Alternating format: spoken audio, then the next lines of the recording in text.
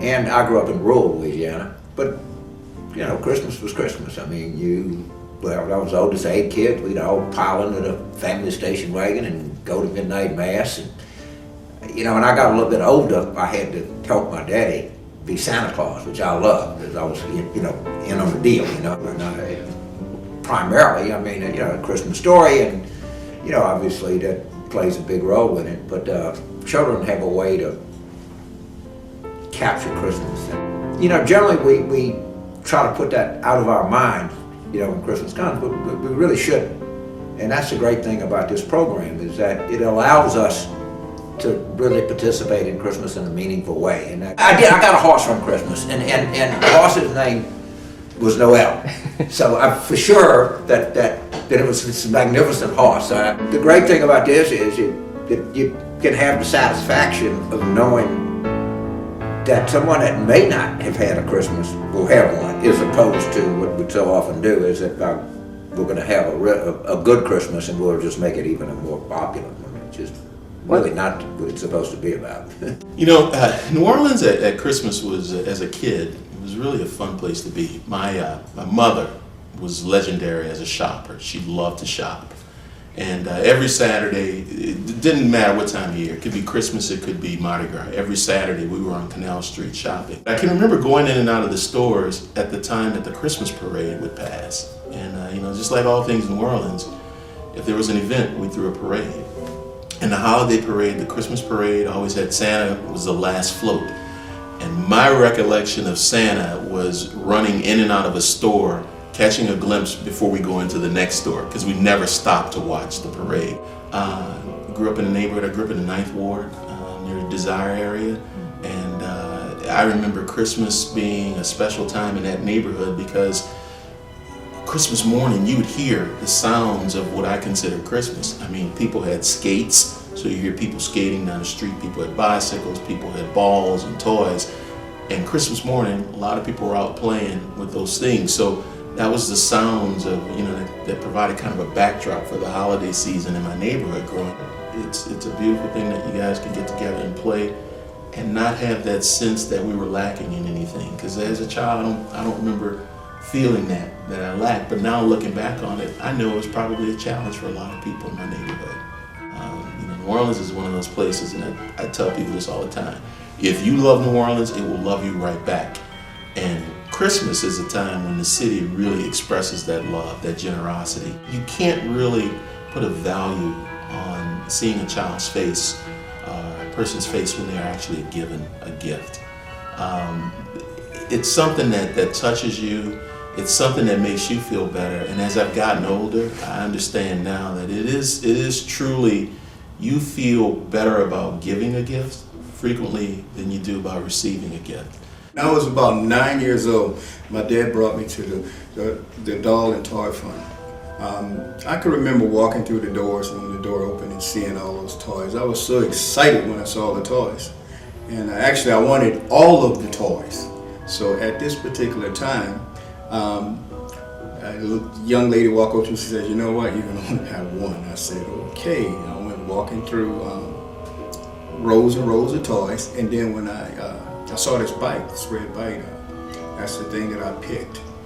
Now, being excited to have a bike to ride with the rest of my friends really meant a lot to me. Christmas is a special time. For me, it's the birth of Christ. My dad made me aware that every year that this happens, where people donate money to underprivileged kids who wouldn't get a chance to have a toy. And to be honest, that made me feel real lucky.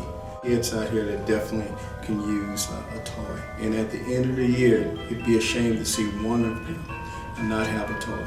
And having everybody participate, I think, makes the Christmas spirit alive in New Orleans. We know we can all remember those days as children when we woke up on Christmas morning and were excited to have a gift to open, and we're just hopeful that Nola Toy Chest can help deliver that same dream. Probably my biggest Christmas day would have been when I got my first go-kart.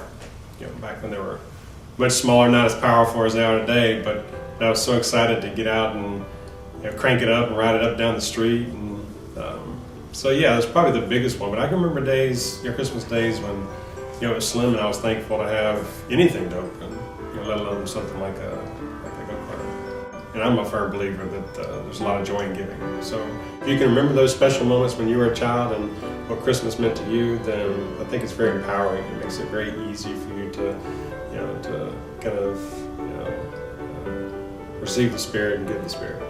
We would be able to reach more kids and to be able to expose them to what the true heart and spirit of giving is all about. This should be a very special time, and that there are those of us who are fortunate that should make the extra effort to make certain that every child that comes to partake in this event is happy and that they're satisfied with a nice gift.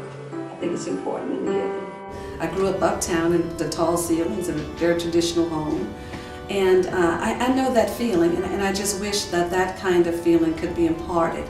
I think for us, more opening the presents together, spending that time together, the tradition of that was more important than the gifts themselves. The traditions that I grew up with and the things that I was provided with my family that I most look forward to. And passing on those little traditions of thinking back when I was a kid, crawling under the Christmas tree and grabbing the presents and handing them out to everyone. Because I think Christmas is about building those memories and sharing those special moments. I'm gonna do something a little different, a little special this Christmas. I love to cook. So my present this year is to make everyone a cookbook. Because Christmas, you wanna be with your family, you wanna be eating pie, you wanna be opening presents. So I found for me living in different places, when I feel lonely and when I feel a little sad during the holidays, getting out into the community, helping the community, and seeing the response from the community is what really cheers me up. So excited about my first child on the way. I wanna do everything in my power to make that baby happy and to give it everything in the world that it wants. And I couldn't imagine being a mom who couldn't give that to their kids. And I hope people think about that. I really do. I hope people think about that at Christmas and think about those moms who want to be the perfect mom and want to give their family everything they can and can't always do it. Well, I mean, you can have multiple commitments going on. For instance, family, friends, work, religion. It's easy to mistake, as I said, commitment for contribution. Well, I'm going to contribute to family, but I'm going to make a contribution to my work, and I'm going to make a commitment to my religion, and I'm going to make a contribution to my social life. But if you don't have one mentality of a committed mentality, that's what, in my mind, separates excellence from just also-rans or just from being good. Personally, I'm committed to being the best I can and give back to those that are trying to be better, which is what I've done my whole life, and trying not to necessarily set and be a role model, but in fact be someone that when it's all said and done, I can say that he did more than his best. He gave everything he had, all the time. And you'd put the liquid in, and it would go around, and you hit the horn, and you'd see the smoke come out. But you know what I remember? I don't remember the train. I remember the smoke. I remember the smell. And so at Christmas time, when I feel that, you know what it brings back a memory of? It doesn't bring back the train. It brings back family. It brings back a feeling that Christmas is more than a toy. It's more than a Christmas tree. That's an extension of family. Because when we're older, we won't necessarily remember that train, but we will remember that memory. The Nola Toy Chest campaign. And we need to be able to give a memory to a person, because when you're sitting there and you ask me what I want to do on Christmas Eve, or the commitment I made to United Way to sponsor 10 children, I want to be able to know and recreate in my mind that there are 10 children out there that are going to have a dream or have something realized that they may not have been able to do. And they will remember, I did something to make someone better. I did something to help someone to feel better. I did something selfishly so I feel better. I must tell you, selfishly, I'm sponsoring 10 children so that I will feel better. But you know what? Who cares? It's all about the end result. Christmas is faith, it's family, it's about giving to others, and it's about celebrating. And I remember going over to the battered women's shelter and explaining to my boys exactly what it was and why we were going there, and that we were taking some items over to the families that were living temporarily in the shelter. And it was very important for them to understand the magnitude of domestic violence and what that meant, as well as the fact that we were able to make someone else happy for a day. You know, we played a part in being able to touch someone else's life. Because they've experienced so many traumatic events within their life which led them to that shelter. And just to have, for one day, for one moment, just to have smiles on their faces and their children's faces, that really hit home to me as far as like, you know, there's more to life than just receiving a bunch of toys on Christmas. I think that there is something that everyone can do, no matter how small, no matter how large. There's something that we can all do to help change and impact the quality of life for other people. None of this ever happens all at one time or in isolation, but we're able to do it because New Orleans has a very strong sense of family and a very strong sense of friendships. So our lives are all interconnected in a very large way, and it just supports you being able to do things and help other people. 1985, we stayed on St. Anne Street, 1573 St. Anne in the Trim area.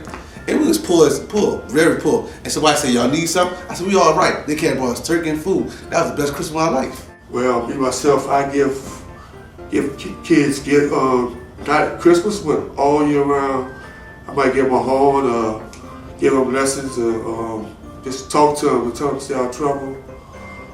Get them off the streets, get them into music programs. That's my thing. Character can take you a long way. You know, like he said, stay out of trouble, you know, and take your craft serious. I said, first of all, think about the children. I know it's they're different how we grew up, but if you remember how it was back when we grew up, it was hard for you. Always give back. We give back, something good always come out of it. All the time. I would preach that to them. I'm talking about food. It makes me feel, you know, like I'm of some importance. It made me feel whole to know that I can come to somebody who's less fortunate than me. And I'm talking about no ego involved. If you need this, here you go. My favorite movie is The Grinch. I love that movie. See, I know you ask that. I like to see the Grinch all get bigger and bigger and bigger. My most life-changing gift I ever got was Christmas when I was 13 years old, and I got my first pair of turntables. I was in middle school, so that was like the total life-changing Christmas gift I ever received in life. For yourself, you look out for your fellow man. You know, so many folks take Christmas and make it into so much of a commercial-based thing where it's all about what I can get and what can I get for the person I'm in a relationship with, or, you know, it's all materialistic. But a lot of folks, the simplest things go a long way. I was just, you know what, he didn't have shoes on, it was cold and rainy, so I just gave him my shoes. Crazy enough, like 9 months later, I was leaving out of a concert at the House of Blues, and the same guy ran up to me and was like, man, the guy gave me the Chucks. I was like, yeah. Man, it just totally changed my whole luck for the whole year. Like, everything's been going great for me. I have a job now, and he had the same shoes on that I gave him. But, like, I pretty much broke down after that moment. And it does a lot more for yourself. Giving is a selfish thing to do, if you really think about it, because it can do so much for your life. Sometimes life can, I think, get away from people. When you're busy, you're working, you've got things you need to do. But around Christmas and the holidays, everyone comes together and you see each other, and it reminds you of the love and the relationships that make you who you are. Love means helping people, means reminding yourself kind of who you are, where you came from, and the person that you want to be.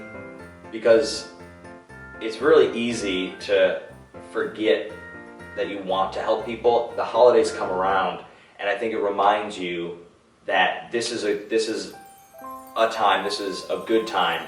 And it shouldn't be just this time, but it's a time in the calendar where you can and you should go help people. I found about New Orleans more than a lot of cities, a lot of places, is that the feeling of family here is so strong. And the wonderful thing about the people here is that you don't have to be related to them for them to treat you like family.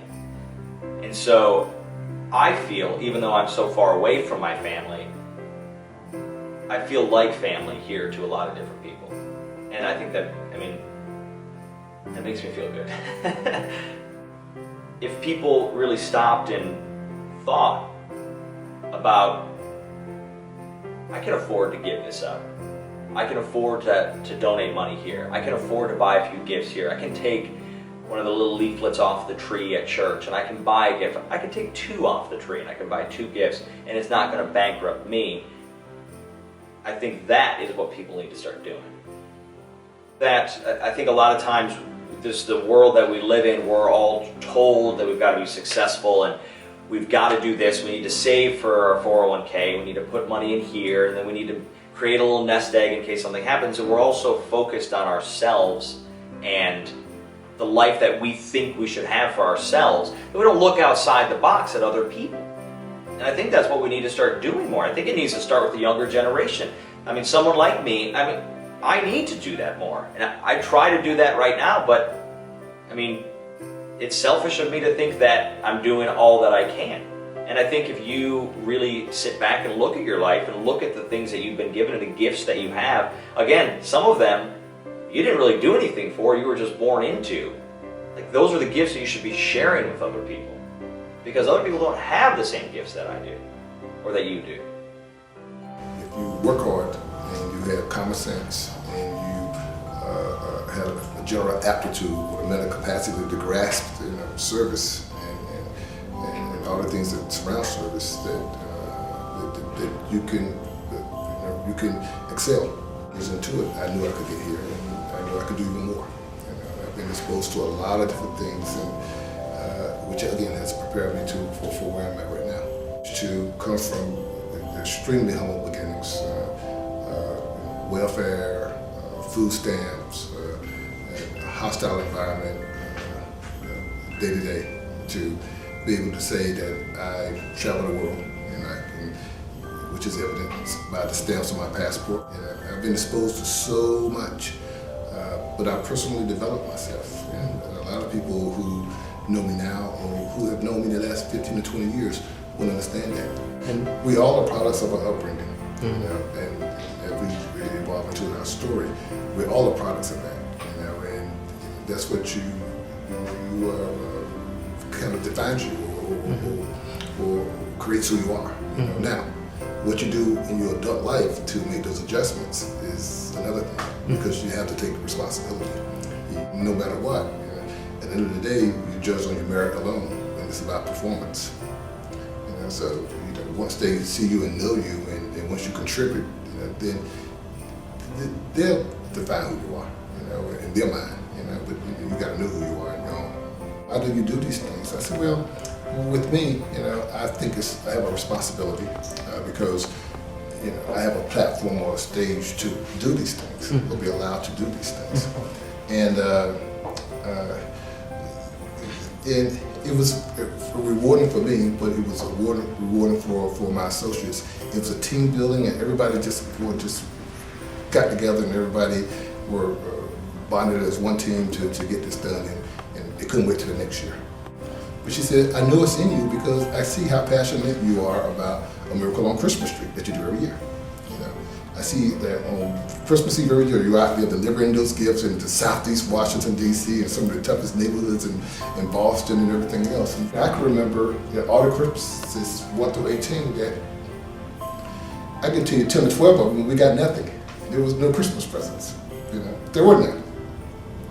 But I never knew any better.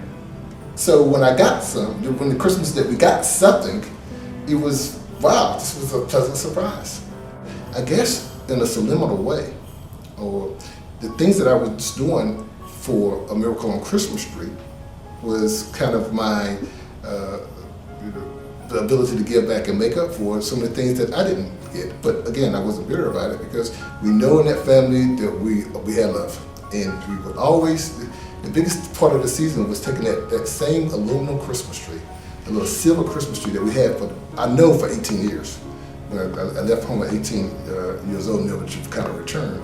And we just had this silver Christmas tree that we put up. And there's another one that on the Christmas tree had, A6 and G4, and all you did was stuck the stem into the tree, that goes up. And that same silver Christmas tree we had for, 10, 15, 20, 18 years. All I can ever remember was that Christmas tree. I went to church on Christmas, and we had church. We still have church. We taught our children, put God first. He's the reason why we have the gifts. He's the reason why we have the strength to go, your parents to go to work and to earn the money to buy the gifts. So we put God first, and we also bring gifts to our church, and we've done this for years for underprivileged children. So the meaning of Christmas gets a little deeper when you give. I feel so sad for kids today. First of all, because sometimes they have nothing, but also that they think that gifts identify who they are, what they have, materialism. And I believe it's because our kids lack the other things that are valuable, which is parenting and genuine love.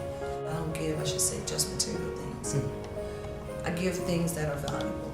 I give them love. I give them a feeling of security that somebody's there for them. I give them information. I give them instruction. The Bible talks about giving instruction, I should say, to our children, so that when they grow up, I don't just want something material, but when I have nothing, I'm still rich because I have information. Always have a heart to just give. But as soon as I started giving, two things happened.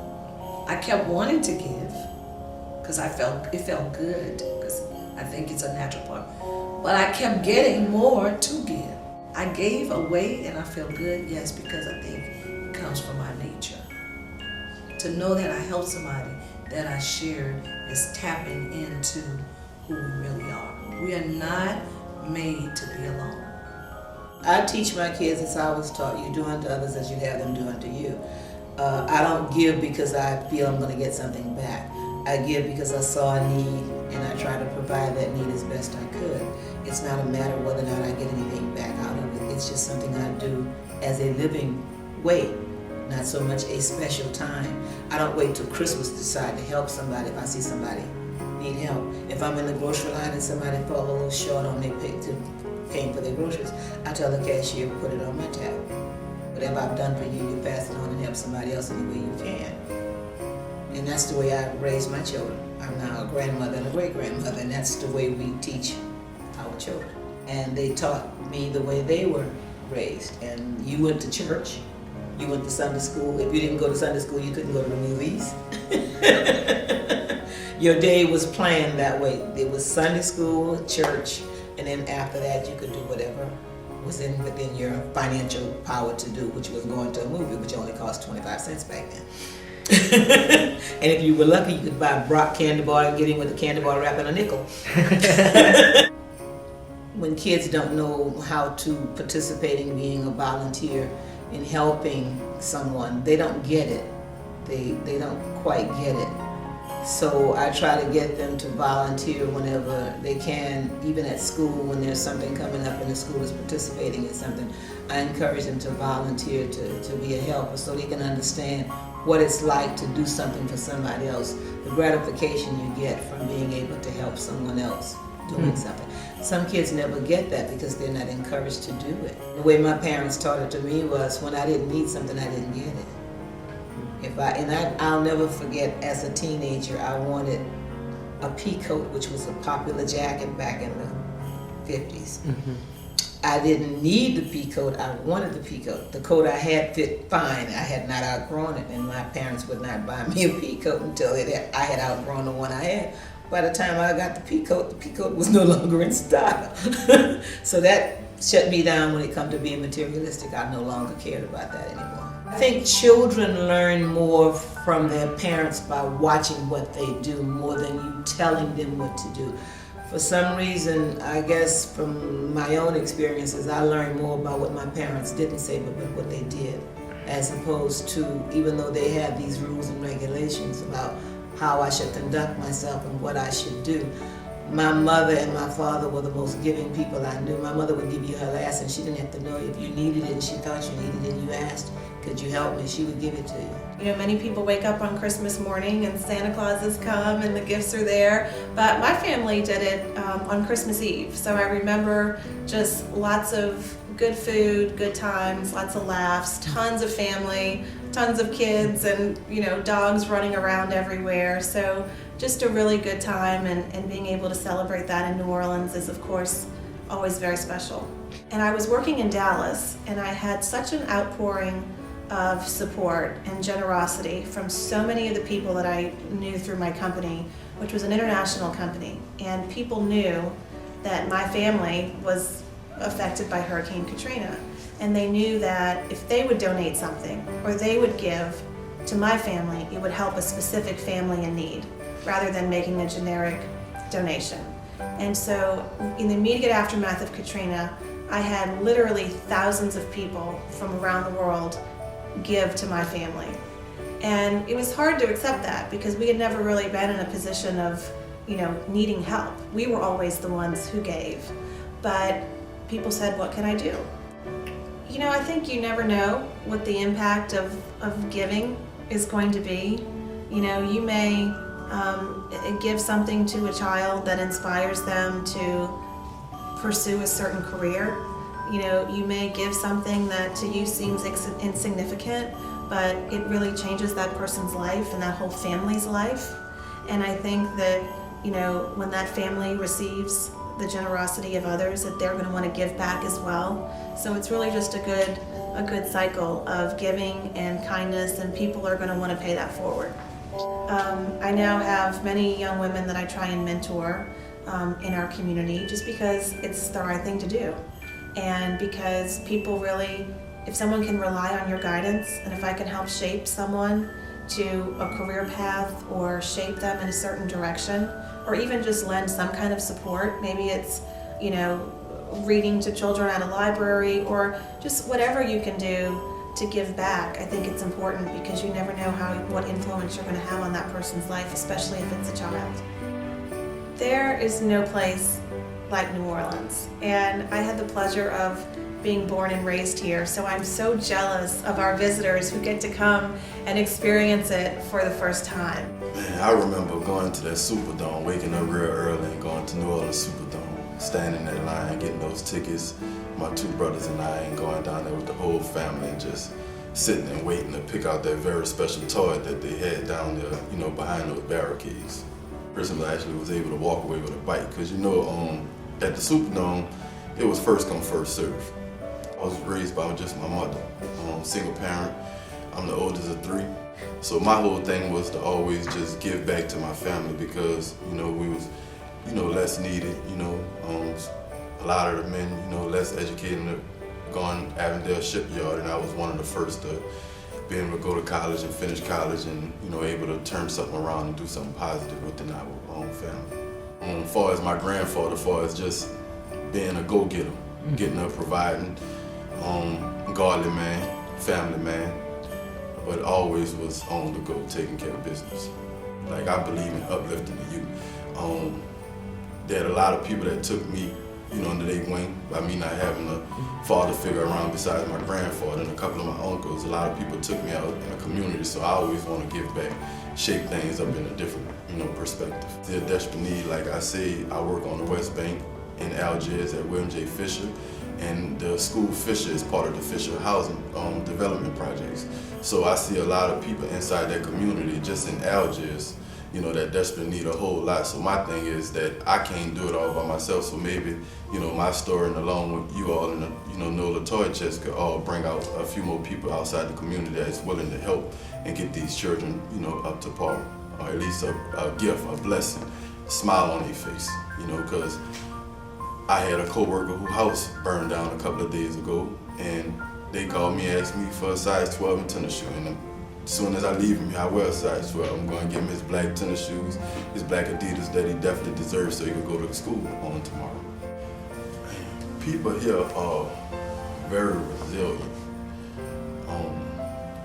To me, I see a lot of homey, down south, helpful people inside of New Orleans, even though we have a lot of things going on like with politics and people, doing the wrong thing, but you have a lot of people that's down here trying to do positive stuff. And my thing is always to try to uplift the community and keep that smile on people's face instead of focus on the negative, focus on the positives. The culture that's down here, just being able to, just walk the street and probably have a concert on Bourbon Street that you're not even expecting to have, or on Canal Street, just being able to just, the food, just the joy, like the food here is awesome. Like my kitchen, I think I'm one of the best cooks on this side of New Orleans. So you definitely always have to be humble. You can't forget where you came from, and somebody definitely help you on the way, within your process. And my main thing is if, God, He wants you to give. He wants you to be a free will giver. He wants you to pay your tithes. Your tithes might not always be in monetary, but it might be in some type of form, faith, fashion of gift. And my thing is always to stay humble and hungry and always give back. Remember that somebody once, took you on under their wing and gave you something to help you with your steps, and your aspirations throughout your life. It's such a wonderful time of year. All families love the holidays, and December and getting together and celebrating with families is wonderful for everybody. Now, my story's a little different here because we're Jewish, and so being Jewish, we celebrate Hanukkah. But Hanukkah, we get presents. We get a little different. On Christmas, you get everything one day, that glorious day, December 25th. On Hanukkah, which falls right around Christmas, we get presents for 8 nights. And it's an interesting holiday. It commemorates, of course, many, many years ago that there was a light above the sacred ark in an ancient temple, and there was only enough oil to keep that sacred lamp going for 1 night. But amazingly, the lamp burned for 8 nights, even though there was enough oil for only 1 night, until someone could come with more oil to keep that eternal light going. Just a wonderful time, whether it was Hanukkah, whether it was Christmas, the joy of getting together, seeing the excitement of children, our children, the excitement I felt as a child each night opening the present is just magic. There's no other way to describe it. And to me, that's part of what the holidays are about. It's not just families, it's diversity of families, diversity of celebration. I mean, the goal, the love in life, and being able to express that love in December, as it turns out, when all these holidays seem to run together, but just to be able to express that love and that appreciation for those that are close in your life, and also for being able to look at others and recognize those others less fortunate than yourself, and doing things to help others, just gives for a wonderful time of year. We're taught that's ingrained in us to help others. Helping others, giving to others, the Jewish word for that is tzedakah. And that's just the giving, and kids, as we grow up, we learn about the tzedakah box. It sits there in our kitchen. We put in a quarter, we put in a nickel, and that's to help others. That's just part of being Jewish and growing up, is to help others. And the other Jewish concept is called tikkun olam, which is to repair the world. And I think that's just, part of our upbringing, that we always want to do that. We're always taught to help others, to contribute, to give tzedakah. You receive what you give. And if somebody walks in a room and they're egotistical and stuck up, then they're not going to get much love in return. Yet if you give love, you will receive love. The city with the people removed is just a city. But the city with the people in it, then you got New Orleans, then you got home. Getting serious, and then it was like, what do I want to do what do I want to be remembered for, and what can I say my life was about? And I always wanted to be able to give back, and so how could I give back? And so I come from a praying family, so prayed about it, and just really started looking into being a social worker. So that became my path. And so A while back, I got my MSW, Master's in Social Work, and went to work at United Way. My little brother, who was special needs, you know, it was really hard raising a child that way and without resources. We can't ever say no. Like, we can't ever say I can't do something or I'm not gonna do it or whatever, because when you have a special needs child in the house, that is truly a gift. So I can't say no, you know, so when it's to help somebody, I'm gonna be there. The hope and the joy that Christ brings every Christmas. And so it's a renewal of my spirit and hopefully other people, so that they can go on the whole year round and come back to Christmas. So I love Christmas. I'm led by that it's not about me ever. It's about helping the community, helping people get to where they need to be to make their life better. I remain humble because I know my roots. And I mean, I come from a family that, you know, wouldn't even allow me to be, you know, big-headed about anything, you know. It's just who we are. And I attributed it all to my mother. It just makes you feel great to help others in need. I totally believe in that. I mean, and I've involved my kids in it, to teach your kids that you need to do this for people who are less fortunate. It's very important. And I've actually had people call and email me saying, I really appreciate it when you do work the holidays, because some people, you know, are not very happy. And so I try to bring happiness and joy to them. You know, if the weather's not bad, well then I just am a positive person. And I think that that is good for people who are emotionally sad, to work and help them through it, to be a positive light. There are people who walk among you who have very little, and they don't show it. They're in need. I believe in giving, not only at the holidays, but year-round.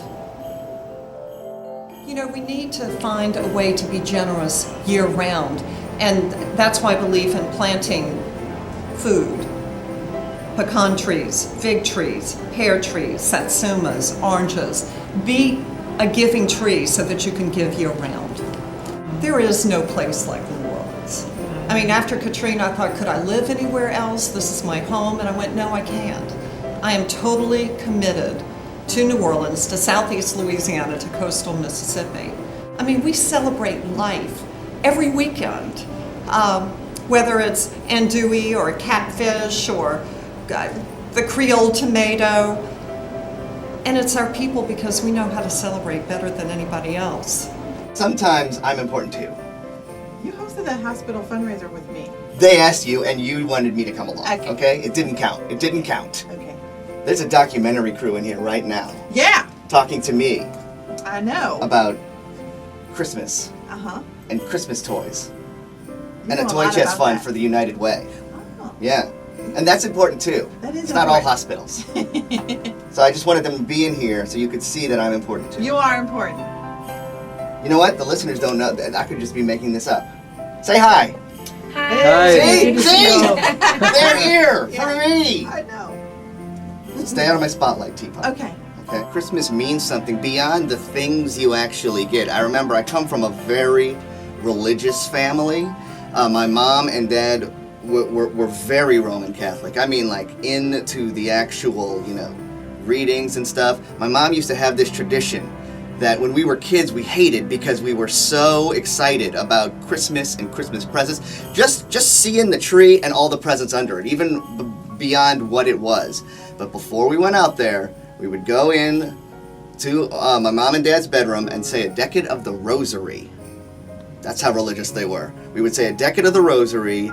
So we would all pray, remember it was Jesus' birthday, then, and we're all going, let's do this fast, we gotta get in and get these presents taken care of. So we're like rushing through it, and then we all went out together to the den, and there it was, a picture, Christmas tree, presents everywhere. And that's something, just that sight, just waking up and going into a room, seeing a Christmas tree and presents everywhere is something that I think every little kid should be able to get. People who have never been here and only know New Orleans by reputation don't really think the same way. They think about stereotypes. Oh, there's crime there. Oh, whatever. Then they come here and they see the way people are, the way everyone seems to know everybody. I actually talked to a person the day after the Super Bowl. I was at work here, and it was a guy who worked for a label who came, who was in town because of the Super Bowl, and came and did a visit to the station. And I said, "Wow, the lights went out in the Super Bowl. Guess they're not coming back to New Orleans anytime soon." And the guy was like, and I was joking, and the guy was like, "Are you kidding? They're coming back as soon as they can." People love, those people, they'll find any excuse to come back here. Even if the lights go out, they love it here, you know? So, no. Not everybody's against us, because we have a tendency to do that sometimes when we're fans of a team and the rest of the nation is neutral to it, Right, you know? right. But I kind of feel like everybody was against us yesterday. Like we could have a bunch of things all year long. And so Christmas was the time of year that my grandparents and my mom lavished gifts on me. My grandmother used to buy me these beautiful dresses. And every Christmas, I hated it then, but I really appreciate it now. I just sit in these like big, fluffy dresses every Christmas, and I got to watch how both of their relatives, cousins, aunts, uncles, everybody would just walk to my grandparents' house, like no matter where they lived. Some lived in the projects, some lived in different other parts of the city, and they would just come to my grandparents' house. We are living in a society right now where it's instant gratification, where everybody wants what they want when they want it, and no one stops to think about, you know, people who can't have what they want when they want it. And the thing is, it's so important to teach your children, and for me to teach my kids, that not everybody can have everything, and sometimes you just have to wait, and sometimes you have to be patient. And you know, if we're not the ones who are going to help, then who helps, you know? And I think that's really important to teach them, because if we don't do it, then who does it, you know? My mother always believed the kids should come back to the parents, so all of the kids went back to my grandmother's house. My grandmother was all about us being in the same house. She has a very small house, so when we all came up, we were almost sleeping on top of each other. She would get up early and make homemade biscuits, which the flour would pretty much coat the house. There was flour all over the floor, flour everywhere from doing it, but that was one of our favorite things, and she always finished holiday season with a Dr. Pepper cake. I know you can. One interview question I was asked in my career that stuck with me, and someone asked me, on any given day, do you make the people you interact with day better or worse? And I think about that sometimes when I drive. Do I letting them in, does it make their day a little better, or does it make it worse? And same thing over the holiday season. Is there things I can do that make it a little better, or am I going to make it a little worse?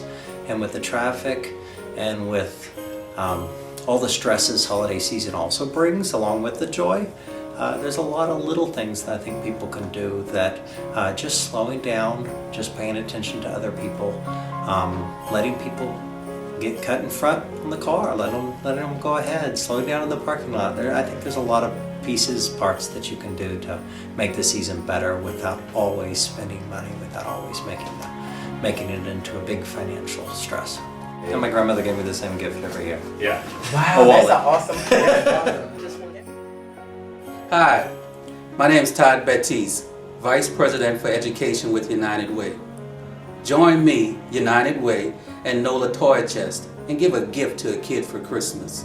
Go to nolatoychest.org to donate. Merry Christmas. Yeah.